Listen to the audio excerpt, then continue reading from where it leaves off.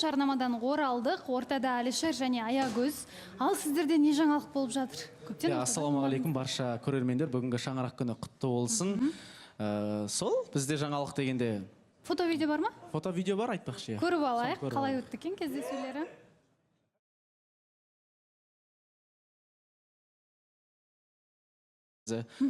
Бұл да бір қызық болды негізі. Ойбай, бұл кездесу деген бір жыр болды ғой.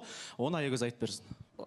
Суббота күні негізі видео фото жасаймыз деп, екеуміз бір свидание жасаймыз деп ойлағанбыз ғой.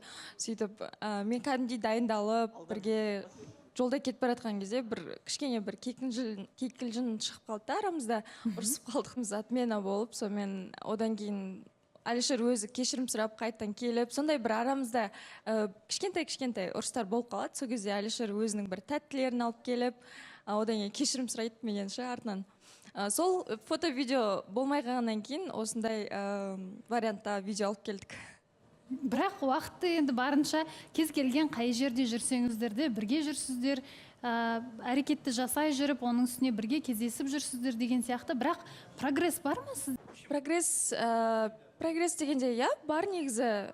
Бір-бірімізді енді адам баласы бір-бірін енді өмірдің соңына дейін танымай өтеді дейді ғой. Бізде енді күнде бір каждый раз ұрысып қалған сайын бір-біріміз сабақ аламыз десек те болады. Каждый бір ұрыстан бір сабақ аламыз. Сенікі қай жерде дұрыс емес, менікі қай жерде дұрыс емес деген сияқты бір-бірімізбен ақылдасып, жаңағы Алишер өз тарапын айтады, мен өз тарапымды айтамын, тарапымнан қандай қате кетіп жатқанын айтады, сол сияқты талқылауға болады да. Бізде үлкен бір біз бір-бірімізді қатты тыңдаймыз и ұзақ сөйлесеміз. Сөйлескенде бір 4-5 сағат сөйлесеміз сол тема туралы. И бізде енді сондай процесс. Былай ғой, алдында мысалы сіздер қанша уақытқа, біраз уақытқа сөйлеспей қалдыңыздар бір-бірлеріңізбен. Содан кейін бір нәтиже шыққан кезде осылай у шығып кетпес үшін былай жасайық. Біреу бірінші болып кешірім сұрасын, немесе біреу дауысын көтермесін деген сияқты. Кесімдер болады ғой, енді ол моментте андай ғой, баласаған негізінде сен адаммен жүріп жүрген моментте кейде болады, жүріп жүрген моментте андай сәл бағаламай қалатын момент болады. И сол моментте біз айырылысып кеткеннен кейін сол кезде мен бүкіл қадірін түсіндім деп айта аламын. Как раз сол нәрсе болғанда дұрыс болды ма деймін. Өйткені маған да ойлануға, Аягөзге де ойлануға, бәрін ойланып сөйлестік. Мен айттым, мен шынымен де өзгерген екенмін негізі. Мен бұрынғы Алишер өзімді білем, қандай болғанымды мен мойындамайтын көп нәрсені ше. Бірақ қазір кәдімгідей Аягөзден қорқатын болыппын деп ше. Айтамын, мен андай қалай айтсам болады, бұрында бір эго ұстап тұрады ғой адамда. Ол любой адамда бар жаңағындай бір кешірім сұрағың келіп тұрады, бірақ андай жоқ деп бір намыстанып тұрасың ғой. Қазір ондайдан қашпаймын. Менікі дұрыс болсын, болмасын, мен барып кешірім сұрай саламын. Кешірім сұрап қалсаң, мен сені жақсы көремін, жаным күнім десең, болдан деп қалады. Сонымен ары қарай күшті қылып сөйлесеміз негізі. Жаңағы айтып жатқан ренжісіп қаламыз дейтін мәселелер не туралы ол? Болмайтын нәрселер негізінде. Бір кейбір моменттер болады, біз ұлдар енді еріштетіп бір жынданып жүретін бір момент болып қалып, сол алдында айтып жатқан момент солға баласы ханым ше. Сол кезде мен солай жүрдім, өз-өзім көңіл күйім болмады. И бұл да бірдеңе айтып, бұл да тырысып қалды, короче. Сосын мен жарайды деп разворот жасап, жынданып, үйге әкеліп тастадым да кетіп қалдым өзім. Сонда келіп, жаңа тәттілерімді алдым да, жаным әшейін кешірім сұраймын, менікі дұрыс болмады деп сұрады. Сол момент сондай ұрыстар баласы ханым. Бізде андай бір үлкен ұрыс жоқ. Сол просто менде бір енді қазір бізде енді үйленуге бара жатқан жұп болғаннан кейін Аягөздің тарапына жаңағындай негізі сен жалпы болашақта ата-енемен тұру деген сияқты қалай көзқарасың десем, кішкене сол моменттегі ответін түсінбей қалды, бір әңгімелер айтылып қалды негізінде. И сол дүниені сәл дұрыс жағынан түсінбей қалдым мен ше. Сосын біздер енді әлі бір жас семья болғаннан кейін бастапқыда мен өзім ойлаймын, ата енесіз бір өзіміз бір бөлек тұрғанды қалайтын едім негізі өзім. Қалаймын жалпы. Білмеймін, ол жаққа қарай бірге тұрамыз деген сияқты әңгіме айтатын, бір түсінбей қалатын моменттер болады бір-бірімізді. Қазір бөлек тұрады өзі, ал отбасы болғаннан кейін неге бірге тұрамыз деп тұрсыз? Сондай ғой, сондай әңгімелерден кішкене бір сөзге келіп қалатын жағдайлар болып қалады деген сияқты. Бұл Алишер айтады маған, сен ондай қыз емес едің ғой, мен сені тұрады деп ойлағам деген сияқты әңгімелер айтады да.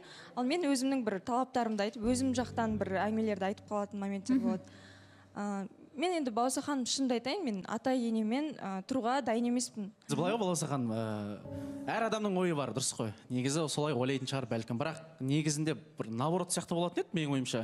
Енді любой мынақта жігіттер келіседі, любой еркектің арманы, жарайды мен жалғыз тұрып жатқан шығар, бірақ оның да бір себебі бар да негізі.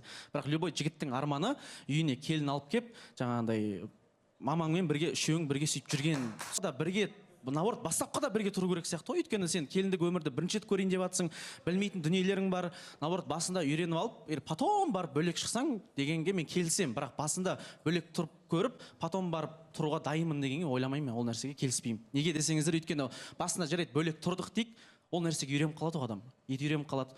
Ертең 1-2 жылдан кейін жарайды қайтып сол мамамен тұрған моментте ол наоборот сол кезде үйреніспей қалады деп мен өзім ойлаймын да. Неге? Өзімнің бір отбасымды құрғым келеді да, бір бөлек қалай айтсам болады Бауырсахан, қазір бір грубо естілетін шығар, бірақ өзімнің бір отбасымды құрғым келеді да. Ол жерде бір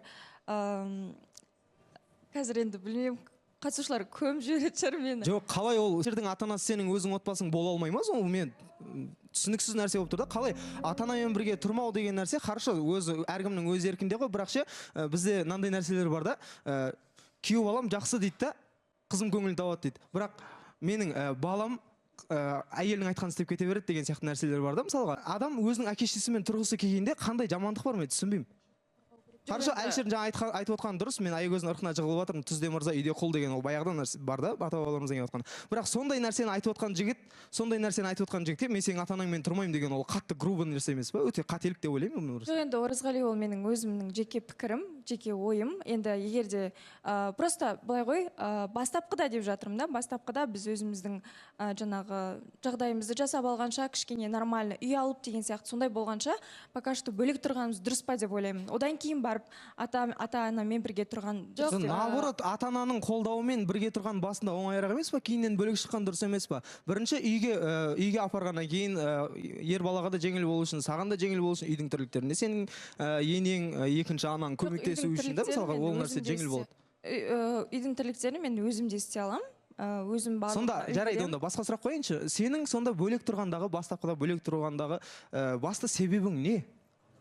Енді әркімнің талаптары бар ғой, Оразғали. Жоқ, талаптан негізді болу керек. Бостан бос ештеңеден талап шықпайды.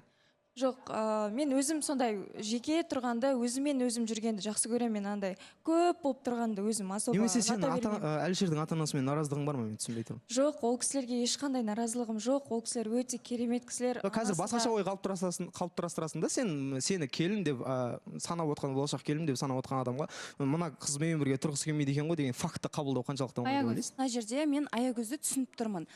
Жалпы мен де өзім тұрмыста болғанмын. Және де қазір сырттан болсын, құрбыларыңнан болсын, әпкелерімізден болсын естиміз. Негізі ешкімнің ата-анасы жаман емес, бірақ кейбір енелер кішкене бір мінезі бір шатақтау болуы мүмкін, басқалау болуы мүмкін. Аягөз бір содан бір қорқақтап атқан сияқты. Менің басынан өткен ол жағдай. Негізі алғаш семья болып құрған кезде шынымен де ата-ененің рөлі кәдімгідей ойнайды ол жерде ше.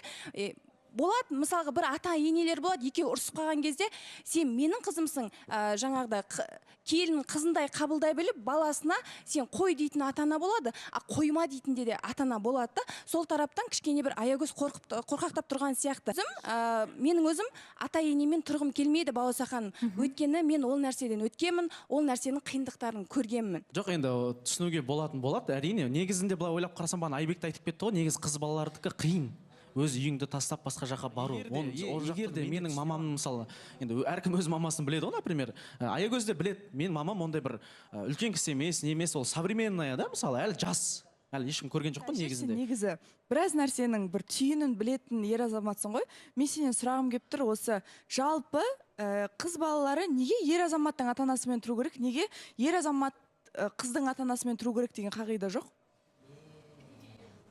Бұл сұрақты неге қойып отырмын енді Бауырсахан? Просто мынандай нәрсе да, ол енді бұрыннан қалып кеткен нәрсе да. Қыз баласы күйеуінің жаңағы ақша алып келу моментін күту керек, балаларын күйеуінен келген ақшамен бағу керек деген. Бірақ қазір қыз балалары өздерінің балаларын өздері бағады, өздері де жұмыс істейді, өздері де өзінің ата-анасына да, өзіне де, күйеуіне де даже қарайтын қыздар бар да. И менде просто сондай сұрақ, қызық бір сұрақ болып тұр. Неге мысалы сен ертең Аягөздің ата-анасымен тұр десе тұрасың ба? Қалай ол неге қыздың ата-анасымен бірге тұру деген неге балада жоқ дейді? Шаңырақтың иесі кім? Ол қалай қалады? Ол шаңыраққа ие болып қалатын сол отбасынан туған ұл бала. Қалай ол біреудің үйіне барып Әлішерге тұрады? қойып тұрмын мен сұрақ. ғана Алишерге тиісу мақсатында қойылған сұрақ па, Просто әлде жалпы обобщенно. сіздің Иә. көзқарасыңыз бойынша сұрақ қойылды? Иә, балауса ханым просто андай да, мен өзімнің қатты бір шамыма тиетін, мен ол нәрсені бір аягөздігі дұрыс екен деп тұрған жоқпын. Мен өзімді енді бәр адам басына салғанды көреді ғой. Просто сондай бір общий вопроста ұлдар бір болу керек қағидалардың тек өздеріне ғана сай жерлерін алып алады да, өздеріне ұнайтын ғана моменттерін алып алады. А то, что жаңағыдай әр праздник сайын қыздарын қуанту керек, қыздардың әке-шешесіне бірдеңе істеу керек, сондай нәрселерді алмайсыңдар да, тек өздеріңе ыңғайлы. Бұл қыз менімен бірге тұрады, менің әке-шешеме қарайды деп. Сен өзіңнің әке-шеше адамды емес, өзіңнің болашақ жарыңды алып жатсың ғой. Сондықтан ол қыз не айтып тұр, бұл бір глобальный мәселе да емес деп ойлаймын. Негізі и аягөз по характеру, аягөзге тұр десең тұрады негізі. Жаңа өзің айтқандай бір-екі рет алдастырып жіберсең, аягөз тұратындай ақ қыз. Просто жаңағы сұрақ менде ылғи тұрады да. Негізі бұрыннан бері қалыптасқан нәрсе да ол. Бұрында бар негізі. Қазір көп семья тұрмайды өйтіп ата-енесімен.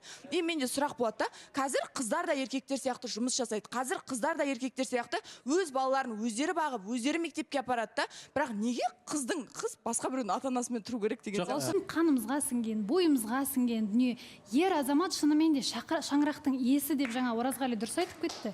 Ер азаматтың өзінің шаңырағында өзі би, өзі қожа болғаны, және де қалай қыз баласын ұзатып, алып келіп өзінің жанында қамқор болып, және де оның ер азаматтың ұрпағын жалғастырушы болғандықтан кімнің шаңырағында тұрылу керек? Яғни ер азаматтың шаңырағында тұруы ол логикалық түрде сай келетін дүние. Бірақ балауса ханым негізі қыздың ата-анасымен тұратын ер азаматтар да бар ғой жалпы. Бар, мен оған ешқан жоққа шығармаймын, әрине бар.